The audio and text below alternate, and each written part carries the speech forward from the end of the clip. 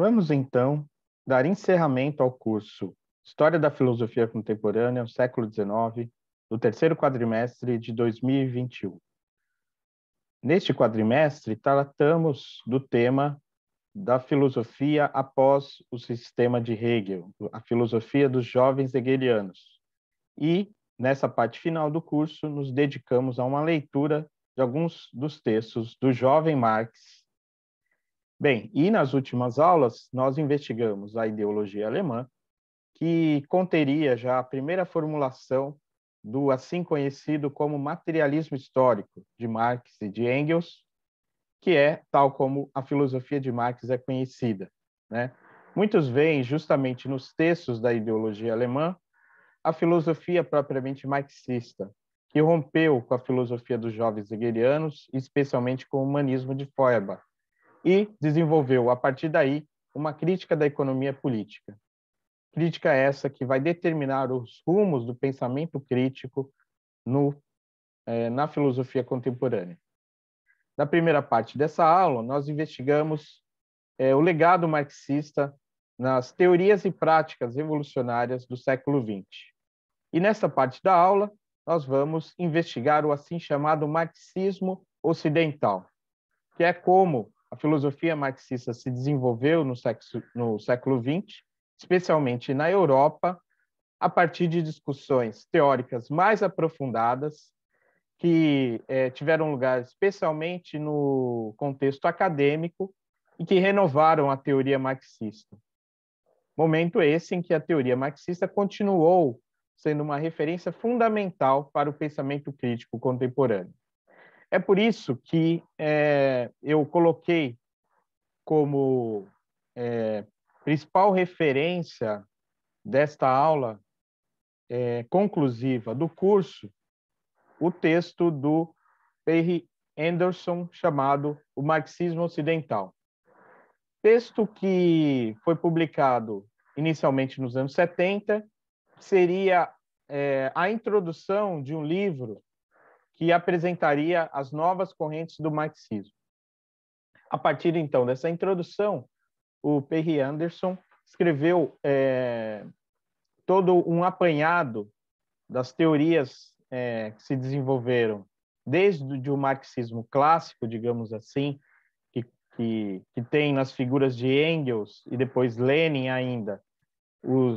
as principais referências, e como, especialmente a partir dos anos 20, surgiu o assim chamado marxismo ocidental. Assim chamado em contraposição ao marxismo oriental, ou ao marxismo da União Soviética e do Partido Comunista Soviético, que, por conta justamente da consolidação da Revolução Russa de 1917, começou, digamos assim, a elaborar uma prática, digamos, mais dogmática do pensamento marxista, visto como uma plataforma, mais do que como uma plataforma, como uma maneira de controlar os desdobramentos da Revolução na Rússia, né, tendo em vista os diversos conflitos que a União Soviética sofreu, né, ao longo do período de consolidação da Revolução na Guerra Civil Russa de 1918 a 1921,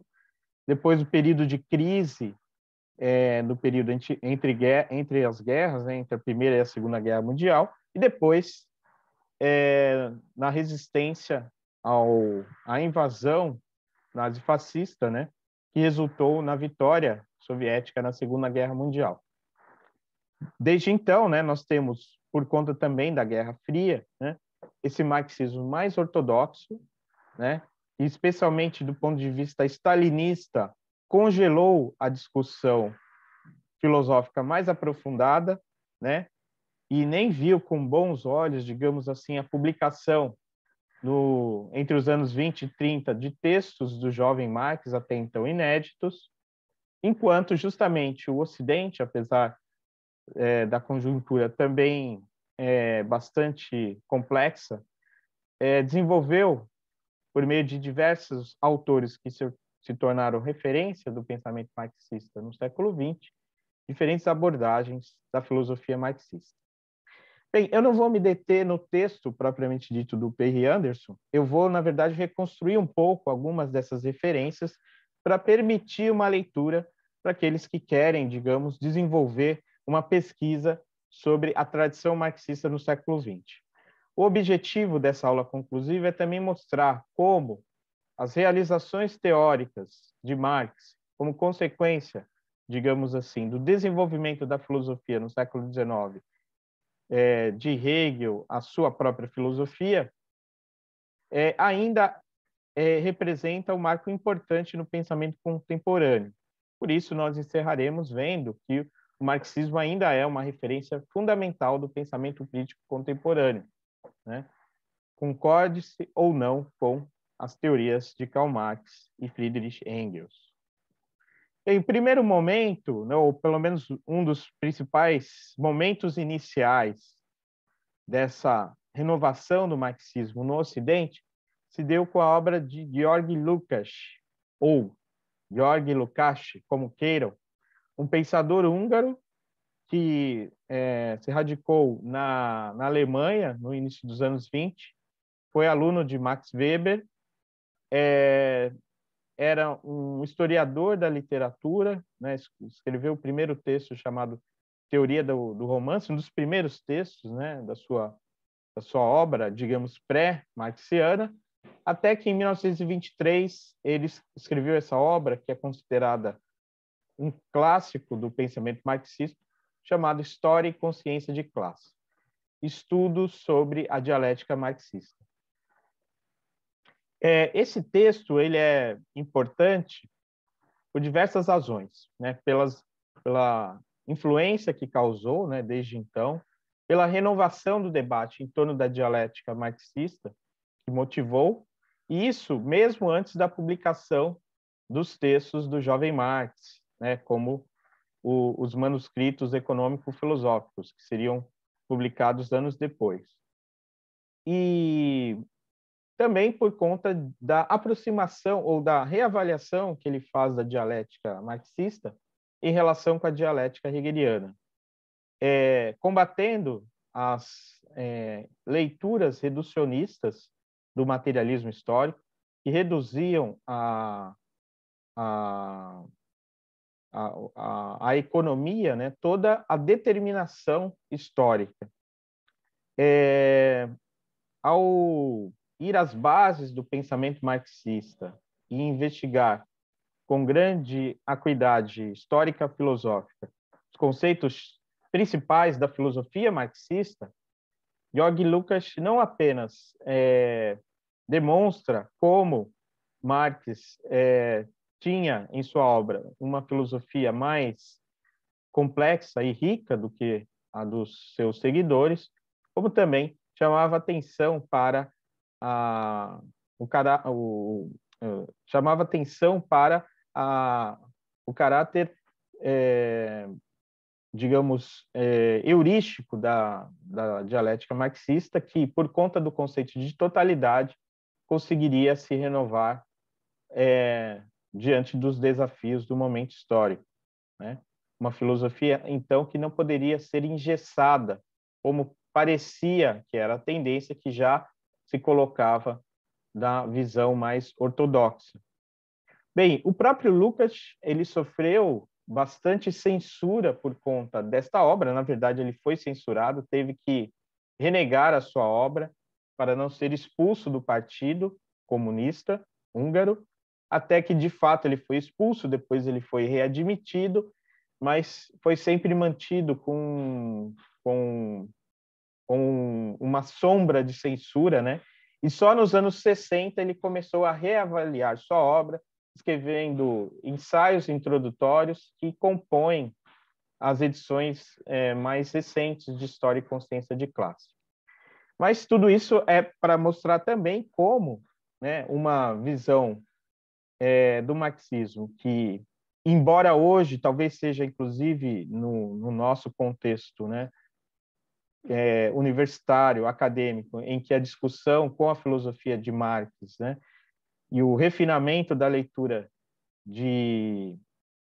Marx, né, e a superação, digamos assim, dos paradigmas positivistas já esteja consolidada, né? Então, portanto, hoje, né, para nós leitores de hoje, essa obra do Lukács não é tão revolucionária quanto pareceu em seu tempo,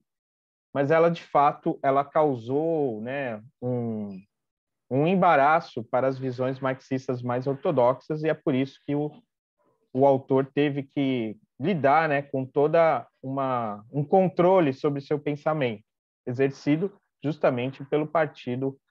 Comunista, né, húngaro, que depois da Segunda Guerra Mundial era controlado pelo Partido Comunista Soviético. Bem, ao lado da obra de Lukács, né, temos também a obra Marxismo e Filosofia de Karl Korsch, também publicado nos anos 20. Né, um texto que, assim como o de Lukács, né, propõe essa reconstrução, ou pelo menos reavaliação dos princípios filosóficos do Karl Marx, né, sendo que o próprio Lukács, depois desse período mais, digamos, complicado de censura, né, na velhice, nos anos 60, ele retomou os estudos sobre Marx, desenvolveu a sua teoria estética, né, de cunho marxista, e planejou uma reconstrução da ontologia marxista, da qual se seguiria uma ética, né, o que vai resultar no livro, né, que acabou ficando incompleto, mas que se tornou uma referência importante para os estudos marxianos, né, especialmente na academia, mas não só, que é a ontologia do ser social, né? Texto esse que foi traduzido, reeditado, né, pela editora Boitempo, né, nos seus 2 volumes, e também no ensaio introdutório chamado Prolegômenos para uma ontologia do ser social. Então, o pensamento do Lukács é bastante rico, denso, complexo, né? Passa por diversas fases. Nota-se a riqueza e a erudição dos seus textos, o conhecimento da filosofia, não apenas da filosofia de Marx, mas da literatura, né? Inclusive, ele publicou também textos em que ele tenta repensar os princípios, digamos, da filosofia marxista que produziriam ou poderiam construir uma estética marxista, e é isso que ele faz numa obra bastante densa e extensa, né? E entre nós, né, a obra de Lukács, ela tem sido bastante lida, né, e é uma referência importante também do marxismo no Brasil, assim como a obra de Gramsci, né, a obra de Gramsci que, especialmente depois das traduções de Carlos Nelson Coutinho, dos cadernos do cárcere, né, deram importantes contribuições para o pensamento marxista, tanto do ponto de vista acadêmico, como também, principalmente, político, né? De fato, Gramsci é uma grande referência do marxismo, também do ponto de vista prático, já que, pelos conceitos de hegemonia e revolução passiva, Gramsci tornou inevitável repensar a praxis marxista, não apenas do ponto de vista do acompanhamento dos desdobramentos da história econômica, que seria vista passivamente por espectadores que acompanhariam a revolução, né,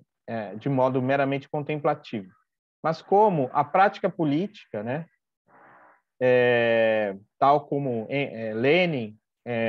exerceu, né, nos momentos cruciais da revolução na Rússia, como, né, isso indica justamente o papel das ideias e de como a consolidação do pensamento marxista passa também pelo caráter, digamos, importante que esse pensamento exerce nas diversas dimensões da sociedade, na cultura, nas artes, na ciência, né? e como, por conta da hegemonia do pensamento marxista, se conduziria a uma revolução não mais nos moldes tradicionais pensados por Marx e Engels no século XIX e Lenin no início do século, mas de modo diferenciado, né, como se pensou justamente a prática marxista ao longo do século XX, especialmente na segunda metade. Né? E é nesse sentido, então, que o pensamento do Gramsci é bastante relevante para a história do marxismo e particularmente importante no Brasil.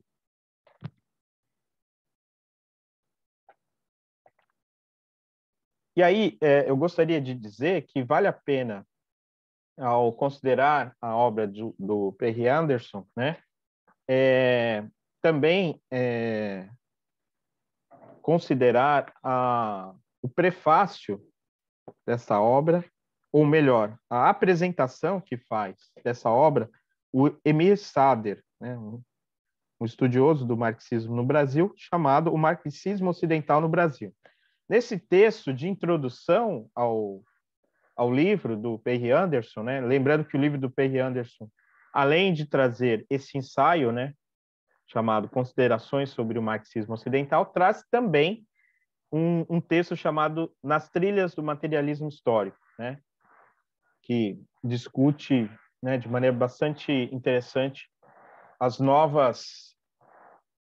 temas e desafios do pensamento marxista, né? Mas o Emil Sader, nessa apresentação da obra do Anderson, né, ele mostra como no Brasil, né, o marxismo ocidental ele se desenvolveu principalmente na academia, né, por conta do fato de que intelectuais brasileiros, entre os anos 50 e 60, sobretudo, se debruçaram sobre a obra de Marx, né, e também da obra dos marxistas que se desenvolveram, digamos, à margem da ortodoxia soviética, que são justamente Gramsci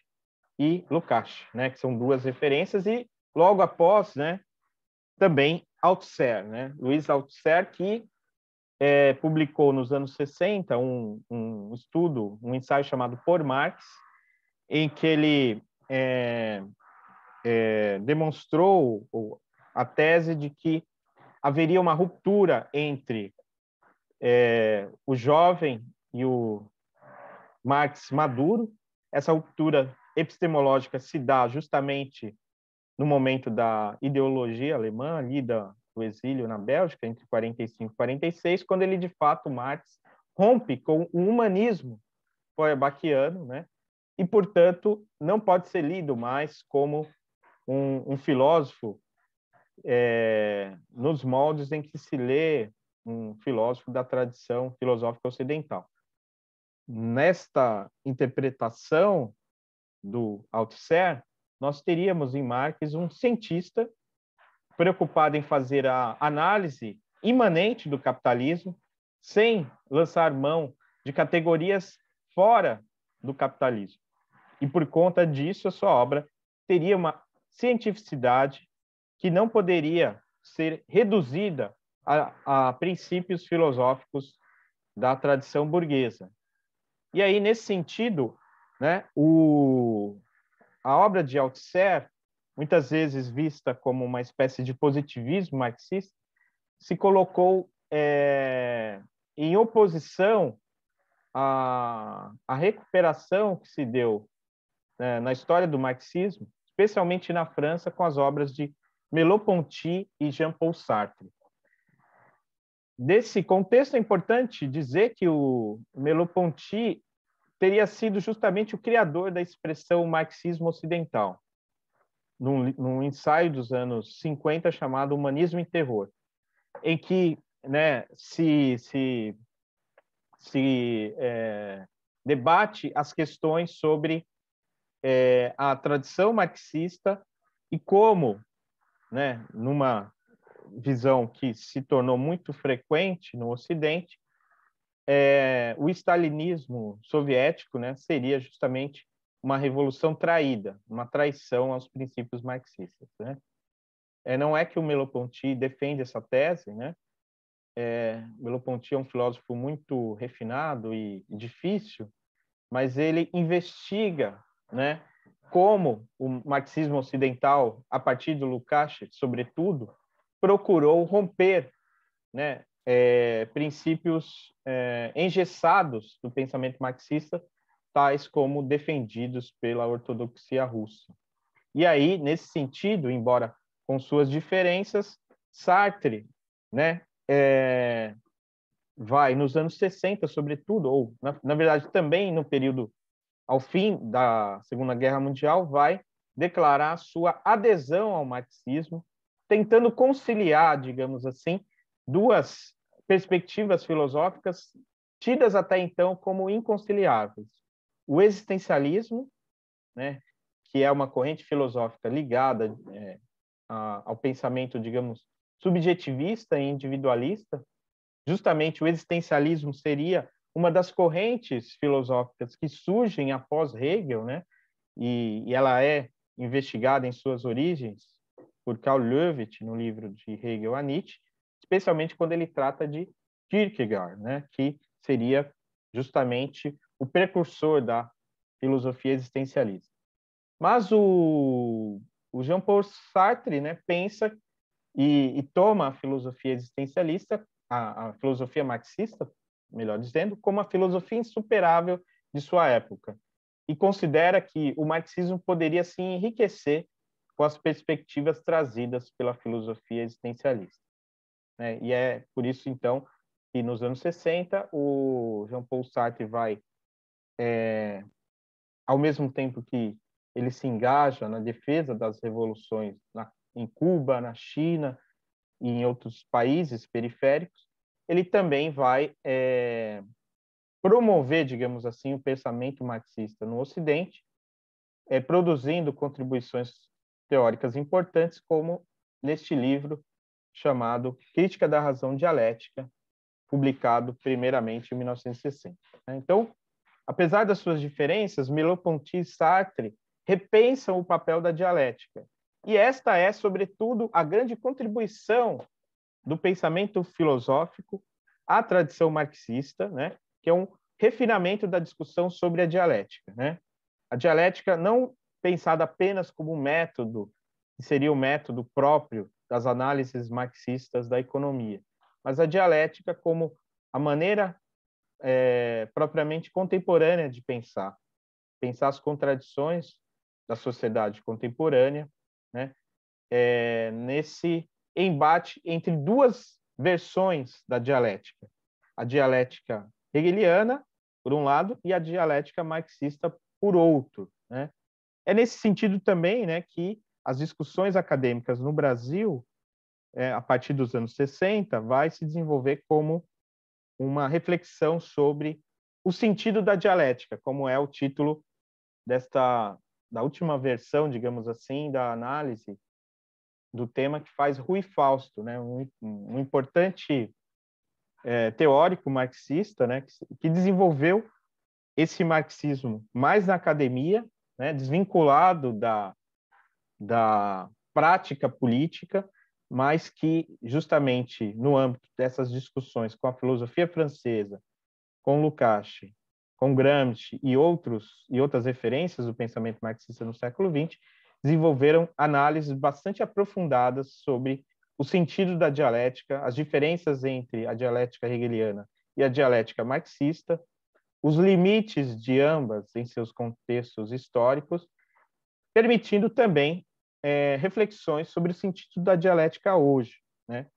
Embora essas discussões elas são, sobretudo, acadêmicas e muitas vezes apartadas da prática política, elas oferecem contribuições relevantes também para a prática política. Mas, de fato, o pensamento do Sartre, né, por ser um filósofo que tinha muita repercussão no Ocidente como um todo, né, contribuiu para a expansão dos temas marxistas para além do âmbito, digamos, europeu ou baseado nas questões sobre o desenvolvimento do capitalismo. de fato, Sartre se engajou nas lutas anticoloniais, tendo prefaciado o conhecido livro do Frantz Fanon, Os Condenados da Terra, né? Um livro que justamente faz o vínculo entre a luta anticolonialista e o marxismo, né? Isso no contexto africano, né? Geralmente desconsiderado no Ocidente pela filosofia europeia. Ao mesmo tempo, né, a companheira de Sartre, a Simone de Beauvoir, desenvolveu um pensamento próprio, né, a respeito das características próprias daquilo que hoje se entende como opressão de gênero, a questão da sexualidade, né, e o lugar da mulher na sociedade contemporânea, né? É claro que a Simone de Beauvoir não é a primeira e única figura da perspectiva feminista, mas é uma importante interlocutora entre esse trânsito entre as questões feministas e o marxismo, né, que depois teria outros desdobramentos no século XX, como em Angela Davis, que vai vincular também as questões marxistas às questões de gênero e também de raça, né? Muito bem, então nós temos toda uma efervescência, né, no debate marxista no século XX, tanto em torno dos aspectos teóricos da filosofia de Marx, toda essa discussão sobre a dialética, como também essa efervescência política, né, no contexto da Guerra Fria e da luta anticolonialista, né? Ainda que, em termos mais gerais, haja também um desencanto, uma desesperança em relação às possibilidades de uma revolução, pelo menos nos termos em que essa revolução foi pensada por Marx, Engels e depois Lenin, né? E é justamente nesse aspecto, digamos, mais negativo e talvez pessimista que se insere a tradição marxista chamada como teoria crítica ou a Escola de Frankfurt, desenvolvida principalmente por Horkheimer e Adorno, né? Num primeiro momento, nos anos 30, como um materialismo multidisciplinar que, por conta das atividades do Instituto de Pesquisa Social em Frankfurt, antes da Segunda Guerra Mundial, pensou justamente nos termos colocados pelo Lukács, desenvolver uma renovação do marxismo e da teoria social que não se limitasse apenas a descrever, né, os fatos teóricos, mas também tivesse em vista a superação, né, das opressões e da alienação presente na sociedade capitalista. Esse vínculo com a ideia de emancipação, que é uma ideia que tem origem na tradição filosófica, especialmente na tradição do idealismo alemão, né, com Kant, Fichte e Hegel, né, é que vincula, digamos assim, o pensamento crítico à filosofia e à tradição da filosofia ocidental. Então, é uma leitura do marxismo que se pretende correta, mas também se pretende não dogmática e adaptada aos diversos contextos teóricos em que se desenvolve, né? E também práticos, é claro, né? Como diz o Marcos Nobre, no livro Curso Livre de Teoria Crítica, segundo a concepção dos teóricos, né, especialmente de Horkheimer, na sua formulação tradicional, na sua formulação primeira da teoria crítica, no livro Teoria Tradicional e Teoria Crítica, não caberia a teoria, cita o Nobre, limitar-se a dizer como as coisas funcionam, mas sim analisar o funcionamento concreto das coisas à luz de uma emancipação, ao mesmo tempo concretamente possível e bloqueada pelas relações sociais vigentes. E justamente no período da Segunda Guerra Mundial e após a Segunda Guerra Mundial, a conjuntura histórica indica um bloqueio estrutural da prática transformadora, ou seja, a impossibilidade de uma renovação, de uma revolução. E é com esse contexto, digamos, duro e essa conjuntura pessimista é que se desenvolve pela assim chamada teoria crítica já no exílio nos Estados Unidos, né, Horkheimer e Adorno se exilam nos Estados Unidos, enquanto outras figuras da teoria crítica devem sair da Alemanha, e alguns com resultado trágico, como é o caso de Walter Benjamin. Então, nesse contexto difícil, se pensa, né, o capitalismo transformado na sua nova etapa, como demonstra as análises de Pollock, do capitalismo tardio. A ascensão do nazismo e do fascismo aponta para um bloqueio da prática transformadora. E mesmo em situação em que não se está presente, né, um regime fascista, como é o caso da sociedade americana, norte-americana, estadunidense, né, que os teóricos críticos Horkheimer e Adorno investigam nos anos 40, se percebe um bloqueio. A estabilização dos elementos autodestrutivos do capitalismo, a integração das massas ao sistema e repressão a todo movimento de contestação. Daí surge, né, os diagnósticos sombrios desses autores, né? A ideia do mundo totalmente administrado, né? Que vai surgir nos ensaios do Horkheimer, chamado Eclipse da Razão. A ideia do mundo administrado indica uma forma sofisticada de controle social de que as massas estariam inteiramente excluídas e sobre a qual não tem qualquer tipo de domínio. Ao invés, então, de chegarmos da modernidade, né, da contemporaneidade, depois da superação, né, dos conflitos das grandes guerras mundiais, nós não caminharíamos para um mundo de reformas progressistas e superação da alienação. Pelo contrário, um refinamento da alienação neste mundo administrado. Este capitalismo administrado seria um sistema que se fecha sobre si mesmo, que bloqueia estruturalmente qualquer possibilidade de superação virtuosa da injustiça vigente e paralisa, portanto, a ação genuinamente transformadora. Bem, o diagnóstico mais profundo e também sombrio e também mais complexo oferecido pelos autores Adorno e Horkheimer está no livro Dialética do Esclarecimento, né, publicado logo ao final da Segunda Guerra Mundial. E contém toda uma análise que não se limita à análise econômica, né, sobre como, né,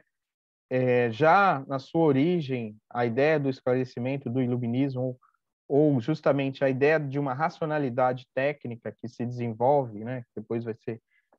chamada de razão instrumental, ela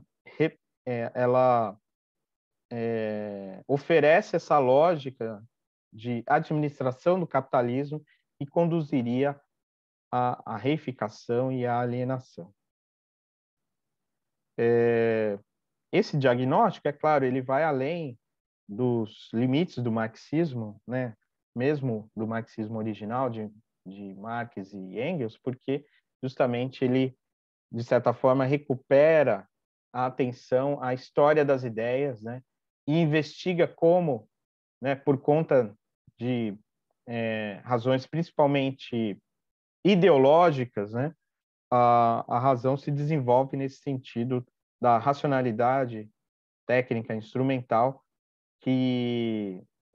nesse sistema econômico do capitalismo conduz à reificação e à alienação.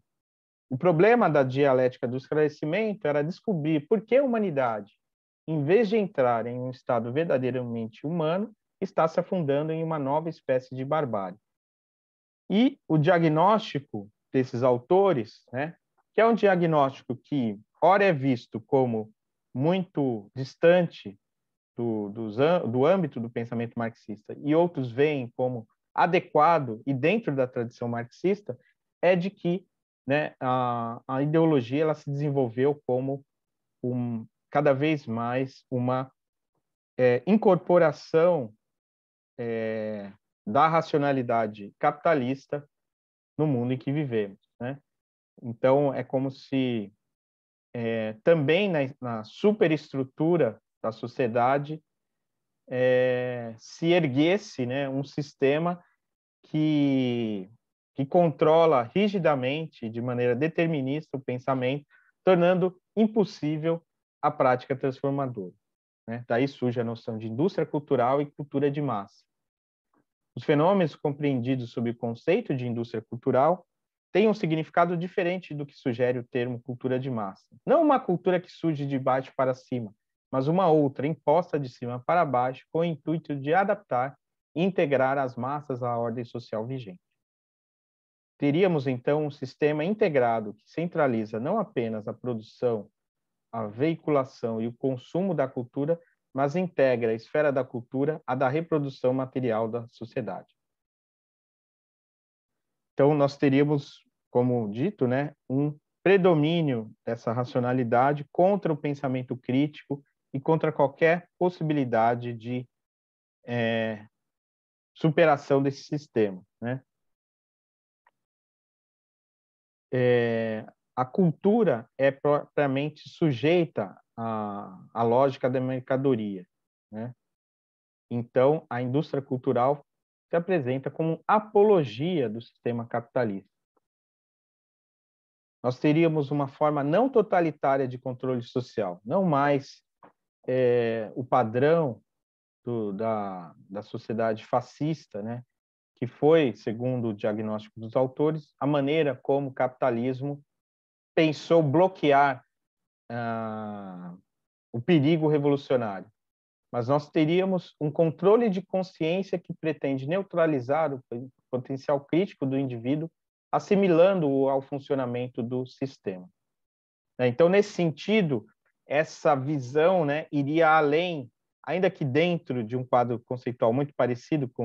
com o de Gramsci, no sentido de mostrar como, né, a hegemonia capitalista ela se desenvolveu a ponto de tornar-se praticamente insuperável. Então, ao contrário da crítica tradicional da ideologia, que pressupõe um funcionamento do capitalismo que aponta para a superação de si mesmo,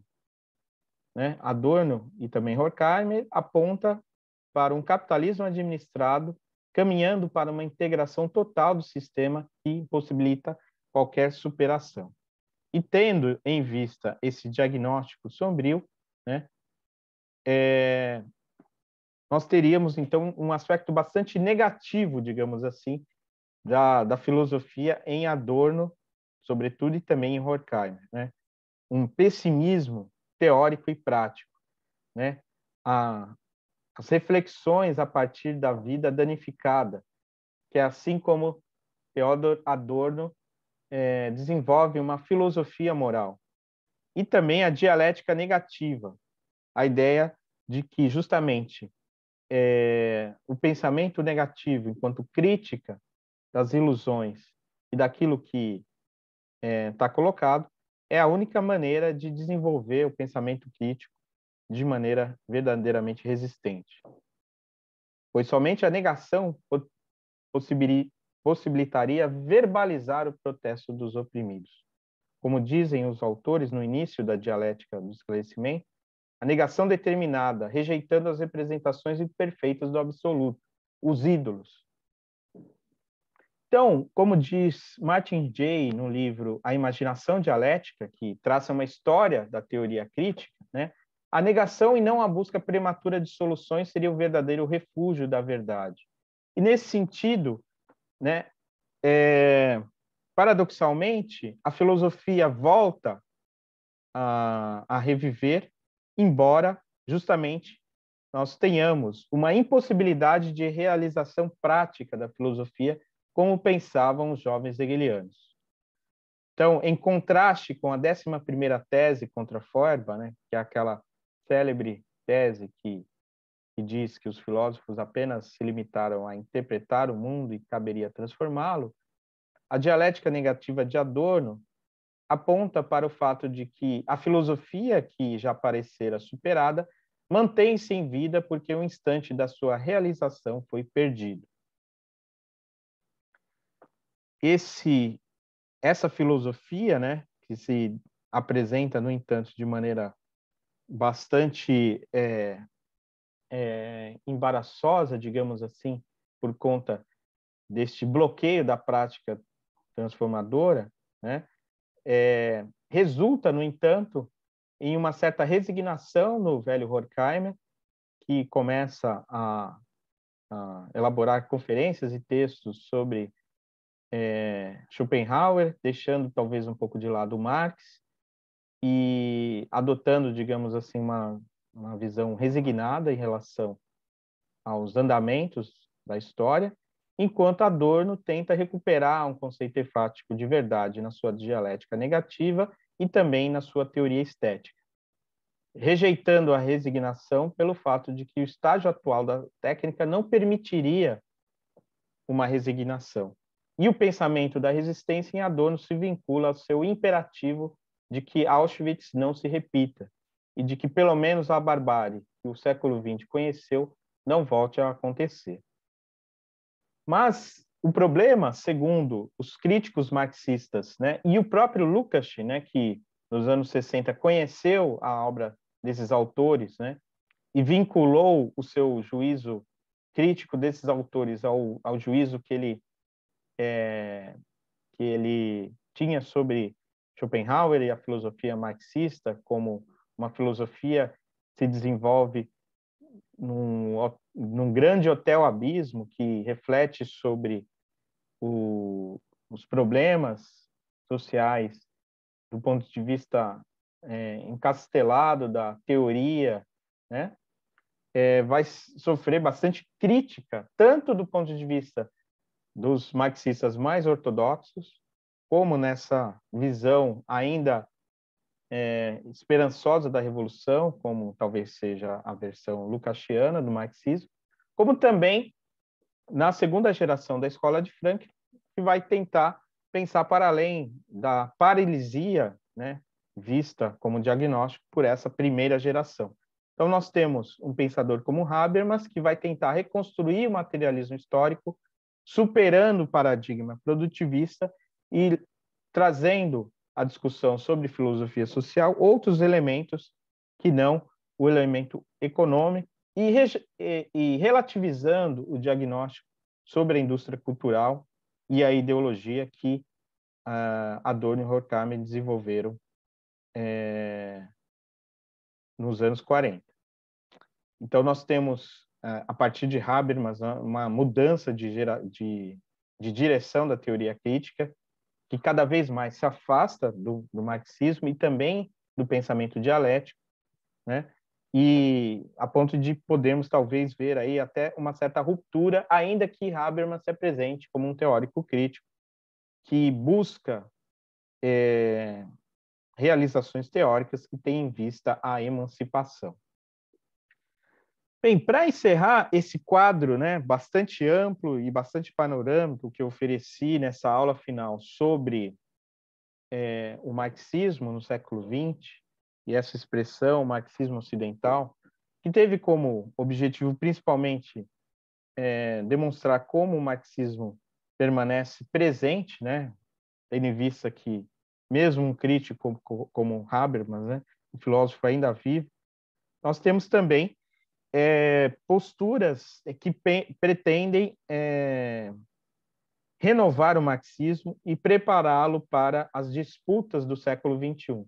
como é o projeto filosófico e político de Antônio Negri e Michael Hart, né? O projeto chamado Multidão, que se desenvolveu numa trilogia que teve, neste livro, A Multidão, a sua primeira formulação, depois num segundo livro chamado Império, e, por fim, numa obra chamada Bem Comum, né? E o que denota a esperança de um comunismo ou de uma democracia das multidões. A ideia de que as formas cada vez mais imateriais da produção capitalista, sua concentração no universo da comunicação, formaria uma inteligência coletiva, uma potência coletiva de pensamentos, afetos e movimentos capaz de explodir as barreiras do império. Bem, para mostrar, enfim, que o marxismo, né, permanece presente, né, como uma das referências fundamentais do pensamento crítico contemporâneo, vale a pena mencionar justamente a obra de Domenico Lossurdo, que, ao longo de algumas décadas, né, publicou diversos estudos históricos, filosóficos, que não apenas renovaram o marxismo e ofereceram importantes contribuições teóricas para a discussão acadêmica sobre o marxismo, mas também pensa o marxismo do ponto de vista da sua atualidade. E, nesse sentido, né, é interessante terminar justamente com um breve comentário sobre o seu livro, O Marxismo Ocidental: Como nasceu, como morreu e como pode renascer. Foi um dos últimos livros publicados pelo Domenico Lossurdo, né, e que reavalia toda a tradição marxista no Ocidente, fazendo, no entanto, uma leitura contrária à leitura de Perry Anderson. Enquanto Perry Anderson, embora consciente, digamos assim, dos limites práticos do marxismo ocidental, valorizou, digamos, as contribuições teóricas dos marxistas no Ocidente, avaliando, digamos, criticamente o marxismo ortodoxo no Oriente, o Domenico Lossurdo faz o contrário. Ele avalia criticamente as contribuições teóricas dos marxistas no Ocidente e chama atenção para a luta anticolonial que se desenvolveu principalmente na periferia do capitalismo ou no Oriente, e como esse marxismo oriental muitas vezes foi mais decisivo, exitoso e emancipador do que o marxismo ocidental. Então, por meio de toda uma polêmica em que ele discute, né, criticamente a obra de diversos autores, né, demonstrando que, em geral, eles tiveram uma leitura equivocada dos conflitos práticos no século XX, né, por conta do seu desconhecimento da luta anticolonial. O Domenico Lossurdo, então, faz uma reavaliação dessa tradição, tendo em vista a sua renovação a partir dos ensinamentos do marxismo oriental. Então, uma perspectiva contrária, né, que se choca com aquela de Perry Anderson, e justamente ele afirma isso logo no prefácio do livro. Bem, nesse sentido, Domenico Lossurdo, né, grande leitor também estudioso da Revolução Chinesa e de autores africanos e latino-americanos, ele procurou, digamos assim, pensar como algumas perspectivas práticas do marxismo desconsideradas pela tradição ocidental filosófica devem ser reavaliadas no sentido de uma renovação do marxismo no Ocidente, né? Bem, a obra de Domenico Lossurdo é bastante rica, né? E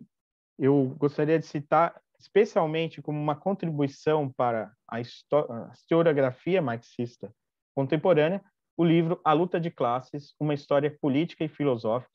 que faz justamente o balanço dos conflitos sociais do século XX e mostra como o marxismo foi, digamos, a chave teórica principal que levou essas lutas às suas conquistas. Bem, com esse apanhado necessariamente breve, esquemático e panorâmico de algumas das teorias marxistas, né? Claro, muitas acabaram ficando de fora, eu não considerei as contribuições de Marcuse, né? Que, fazendo parte, ou digamos, sendo influenciado pela primeira geração da teoria crítica, permaneceu nos Estados Unidos e desenvolveu um diálogo com correntes contemporâneas no século XX da luta anticolonialista, então é geralmente bem avaliado pelos marxistas mais ortodoxos, né, ao contrário da primeira geração da teoria crítica, e outros mais contemporâneos, como Zizek, né, e todo o pensamento também marxista contemporâneo no Brasil, né? Deixando tudo isso de lado, e há muito material sobre isso, né? Nós devemos, no entanto, agora encerrar o curso, pelo menos do ponto de vista da exposição teórica. Teremos ainda, para quem está matriculado, encontros nas próximas semanas para avaliar as atividades e o trabalho final, mas a exposição, né, que eu pretendia fazer se encerra aqui, né? Eu espero que vocês tenham feito bom proveito dessas referências e dessas orientações de leitura que eu procurei oferecer, alguns dos caminhos também. Eu agradeço a atenção e, quem sabe, nos vemos em algum próximo curso, né? Seja na forma online ou na forma presencial. Até a próxima.